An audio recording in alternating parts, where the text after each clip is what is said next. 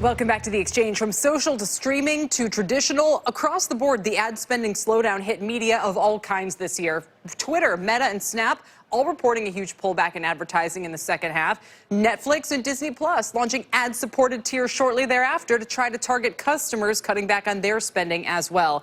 What does the competition all mean for 2023? Let's ask Mark Douglas, the founder and CEO of ad tech firm Mountain, and CNBC's very own Julia Boorstin. Welcome to both of you.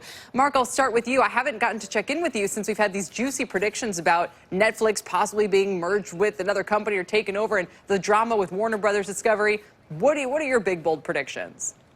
Well, I think the whole ad industry is obviously in a lot of turmoil. The biggest thing that's occurring is with all this new content coming into the market from Netflix, from Disney Plus, that's going to cause a price war. And so you're going to start to see prices for ad inventory come down. They're already coming down in Q1, and that's going to last for a bit of time. And so 2023 is going to start out a bit rocky, but I also think you're going to start to see the way to combat a price war. If there's more supply than demand, you got to get more demand into the market. And that's going to come from direct response advertisers, which ironically, in a lot of cases, are spending less with Meta, less with Google. And so there's a lot of change in this market. That's the biggest prediction, and especially for the television market, they're going to see a lot of turmoil in the first half of the year. Julia, is it all just a consequence of companies cutting back on their budgets, or does it reflect a change in power of where the eyeballs are? I would say there's definitely a notable change in power. There's so many different factors at play right now and so many transformations over the past year. One fact that I would point out that I think is really important to note is the fact that this is the first time that Google and Meta have not had over 50% of digital ad market share since 2014. This is according to insider intelligence. So we've talked a lot about the digital duopoly in recent years, but the reality is that digital duopoly is losing ground to the likes of Amazon, to the likes of Apple. And I think it's really going to be interesting to see what happens in this Apple versus Meta battle, because we really have seen Meta and other of these players really curtailed in their ability to target ads. Luckily for them, they're going to be coming up against some better comparisons when it comes to dealing with those issues. But I think look for what we call the rise of the rest, the other players, as Meta and Google face more challengers. Got to get Steve Case to front that. Mark, so Julia mentions Amazon. How big of a player are they becoming? Apple as well, when we start looking further into 2023? Well, I think in the case of Amazon, they're essentially selling their search results, which used to be free. You used to go to Amazon, search for the products you were interested in, and you got the results. And then Amazon figured out they could start monetizing those search results when you search for products. And so their ad business is very unique in that they just took an asset they had and they started essentially taxing their sellers on Amazon in order to get the best search results. So that's very unique. I think in the case of Apple, one thing that's really interesting, actually pivoting a little from Apple to Meta, is there's a number of people that think the metaverse is as much a play for Facebook or Meta to get off of Apple's platform. In other words, if you create something beyond the iPhone, then you're not subjected to, Apple's whims in terms of their technology and what you're allowed to do and things like that. So, Facebook, Meta, I should say,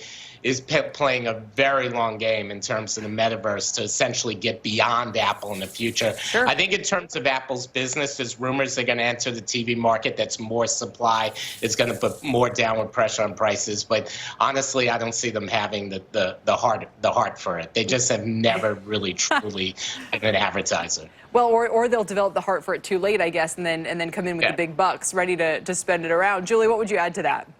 Yeah, I think he's absolutely right. I've heard that as well. Look, nobody wants to be playing a game with rules that another platform has created, and that's exactly what happens when Meta is operating Instagram and Facebook on Apple's devices. So I think that's key. 10 years down the line, they want to make sure that they're serving you ads in the metaverse on their devices and playing by their own rules there. So I think that's a key thing to know. But I would also just say that, this is the year that we've seen at the end of the year, the launch of more ad-supported streaming services with Netflix, with Disney Plus.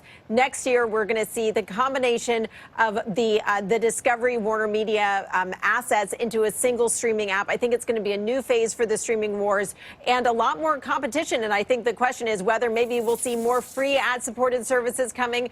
Mark, I don't know about you, but I hear a lot about these fast channels, free ad-supported channels, and whether maybe down the line, Netflix and Disney will launch their own fast channels. And Mark, as you respond to that, let me just throw this in here as well, because I know one of the things you think we're not focusing enough on is the regulatory risk coming from the administration. So even as I keep asking, well, what about Netflix, or what about this merger or that merger, is there a sense that no merger gets done and that's what's creating this state of suspension where ad prices keep falling because there's just so many options out there and consolidation is tough?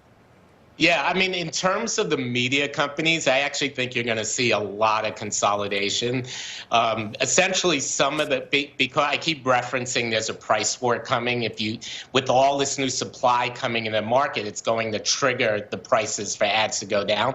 And I just think there's a lot of TV networks, a lot of content suppliers that are going to struggle to survive that as standalone companies. So I think you're potentially looking at a lot of media mergers and acquisitions over the course of next year. What's really interesting is that, Google, Amazon, Meta, these companies can't get an acquisition past the FTC. I mean, Amazon can't acquire a vacuum cleaner company right now without the FTC trying to block the deal.